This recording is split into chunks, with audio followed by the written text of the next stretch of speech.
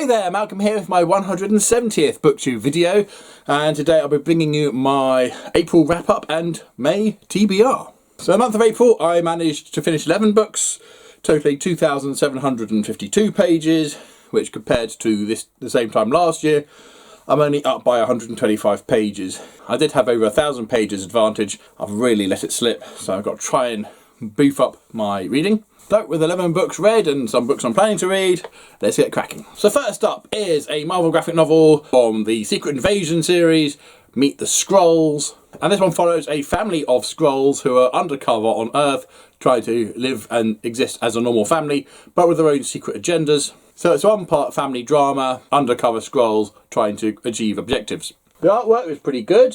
You can really clearly tell who was who, regardless of whether in their human form or in Skrull form. And I really enjoyed it. I thought the story was absolutely fantastic. It's not the most action-packed of the Marvel stories, but it didn't forget that the Skrulls are people too, with their own fears, thoughts, wants, desires, and it really unpacked that whole family dynamic thing, and I thought it worked really well. And this volume features a story with the Fantastic Four as they first meet the Skrulls in the Skrulls' debut appearance in 1962 in the second Fantastic Four issue. And that was a lot of fun, and gosh, haven't comics come a long way since then. Buy it. And after that I then finished reading Bone's Silence, book 3 of the Revenger series by Alistair Reynolds to my wife, concluding the adventures of the Ness sisters. At this point they're being hunted by the Space Armada, led by an arrogant little snot. And this one is relentless, as our heroes get hit by one disaster after the next, and their chances of survival look grimmer and grimmer by the second. I absolutely loved it, really great, and it finally comes up with all those answers that we've been waiting for 3 books. For me this was a reread, and strange enough I remembered so little from this from the first time round. Very much an emotional roller coaster, absolutely loved it, booktastic. And after that I then read The Brink, book 2 of the Awaken series by James S. Murray and Dan Wearmouth. I've done a separate video on this one, so I'll leave a link to that so you can go and find out what my thoughts were on this one, if you want to. And then after that I then finished Oz, a Buffy the Vampire Slayer graphic novel following the character of Oz after he leaves Sunnydale on a quest to try and find a cure for his werewolf-ism. Quite good artwork, a little cartoony, but it works for the story. Ideal for fans of Oz. Buy it. And then after that I then read Star Wars Rebel Heist. I previously borrowed this one from the library, but managed to pick it up from Forbidden Planet the other day. And this one sees our rebellious heroes through the eyes of new rebel recruits and various other people involved in the story, and their preconceptions of these great characters and the realizations of who these people really are. Now, Han Solo just wings it the whole time. Leia, despite her hybrid background, is extremely resourceful. It's told as a series of mini adventures where they all link up at the end over one great story. So quite clever telling. The artwork is pretty good. You can definitely tell who's supposed to be who. Yeah, buy it. And after that I then read StarCraft Ghost Academy Volume 1. I'm an absolute sucker for StarCraft. I'll buy anything with StarCraft stuck on it somewhere.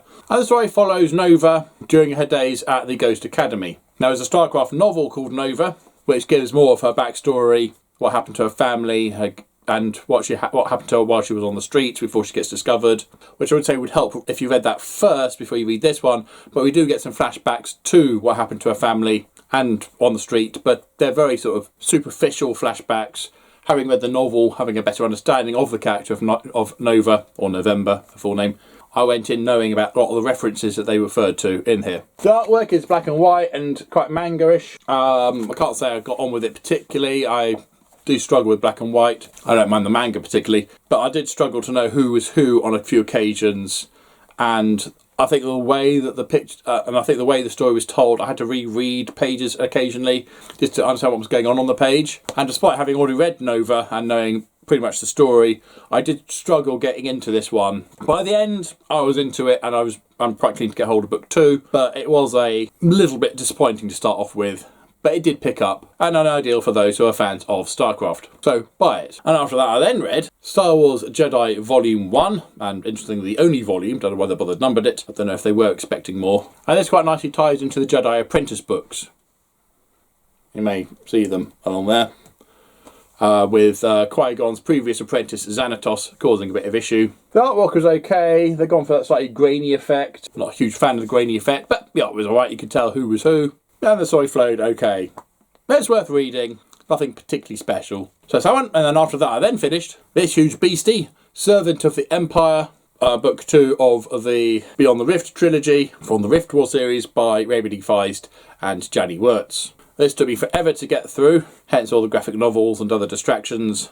And it's a spillover from March. I absolutely loved it. I thought it was a really good continuation of Mara's fight for survival. Some really good scenes in this, as she time and time again gets one over on the enemy. And some really interesting ideas in here regarding slavery, and particularly slavery in a society where slavery is a thing, and the struggles that slaves and non-slaves alike have in order to make a slave free. You know, it's not as easy as just, there you go, you're free, go and live your life. It's a lot more complicated than that, and they really do a good job on this. I can't tell you too much about it without giving away what happened in book 1. Obviously, Mara survives, because otherwise there wouldn't be a book 2 or a book 3, but it's the state of her survival and other things that have happened with those around her. I've said it before, but Janny Wirtz really adds so much to the characterisation of Mara. Wyrmberg Feist was great for the fantasy and the settings, but he couldn't write women for toffee. So to bring in a woman to help with writing Mara as a really good character, not just a female character, but a really good character, and she really helps flesh out the world of Kellerman as well. Excellent stuff, booktastic. Just a shame it to be so long to read it. And once I did eventually finish that, I also finished another Marvel graphic novel. This time it's Guardians of the Galaxy Team Up! And this was a really fun selection of short stories where various members of our eclectic space team team up with other people from the Marvel universe to do a thing. There's one where Gamora lands on Earth and is chased by people trying to kill her, but they're targeting a green-skinned woman and accidentally find She-Hulk first. Doesn't go very well for them. For the most part, the stories are really good and very, very funny, particularly the first ones. The final one with Groot and Silver Surfer is a lot more poignant. Still wonderful, but very poignant. Yeah, absolutely brilliant collection of stories. Booktastic. And then after that was She-Hulk, Superhuman Law. And this one follows She-Hulk through a series of adventures which are loosely connected to each other, and some recurring characters from early adventures in the story, in the sequence. A lot of humour, a lot of action. Unlike with the Meet the Skrulls, at the end there's a bonus from one of the first comics featuring Titania versus She-Hulk, and that was a lot of fun as well. I would say this is also booktastic. Huge lots of fun if you like that sort of thing. And then finally I read Buffy the Vampire Slayer Angel Past Lives. This is a crossover between the Buffy series and the Angel series, where one of Angel's many, many misdeeds while he was a vampire has come back to cause him grief, forcing Buffy to step in and help out her old flame. Quite nice artwork. Most of the time I could tell who was who. It was a lot of fun. Buy it. And there we go. That's the part of what I did do reading of, and now on to what I'm planning to read. First up, I want to finish off West of Eden by Harry Harrison. This is the first book of the trilogy and a reread. What if the dinosaurs hadn't died out? They would have evolved into dinosaur people, and what happens when the expanding ice age forces the humans who are living up in the north down south where these creatures live. And so you have two separate species who hate each other on sight trying to coexist. Well, they're not going to, are they? Absolutely amazing stuff. Another really thick book, doesn't look it. I would have liked to have finished it last month, but because Servant of the Empire took me so long to read, it's been pushed into May. So I hope to finish it in May, and then I can get on with reading other stuff. Such as my book of the month, Antimatter Blues by Edward Ashton, and this is the sequel to Mickey 7. I'll leave a link to my review of that book down below. But this one follows on from the events of Mickey 7 2 years later. Book 1 concludes with a great big lie being told, and now this lie is going to bite everyone in the bum. Absolutely loved book 1, really looking forward to reading book 2. I once I've done so, I'll then move on to these two books which I waved at you last month, Time Travelling Caveman and Lords and Ladies, both by Terry Pratchett. This was a series of short stories, and the last of such I've not read, and this is part of the Discworld series with the witches, and elves started to invade the disc, and it's up to the witches to try and stop them. Absolutely love Terry Pratchett, one of the best authors of all time in my opinion. Not read that one before, hope to get those done in May. And if I do, I'll then move on to Quantum Leap, Angels Unaware by L. Elizabeth Storm.